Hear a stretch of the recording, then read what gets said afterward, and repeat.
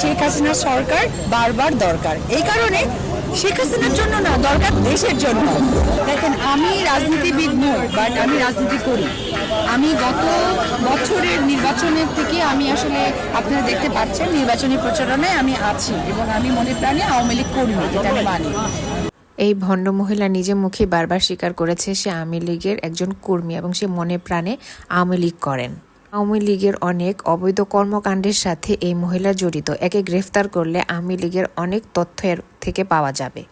নুসরাত ফারিয়া একটা সিনেমাতে শেখ হাসিনার চরিত্রে অভিনয় করাতে যদি তাকে গ্রেফতার করা হয়ে থাকে, তাহলে এই ভণ্ড কদু বিশ্বাস যে সরাসরি নিজে স্বীকার করেছে এবং বহু ভিডিও রয়েছে, সে নিজেই আওয়ামী লীগের কর্মী বলে বারবার দাবি করেছে এবং শেখ হাসিনাকে সে মা দাবি করেছে, তাহলে একে কেন এখনও বাইরে ঘুরতে দেওয়া হচ্ছে?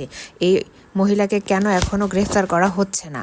আমাদের সাধারণ মানুষের দাবি, এই দ্বিমুখী বিষাক্ত সাপকে অতি দ্রুতই গ্রেফতার করে আইনের আওতায় নেওয়া দরকার।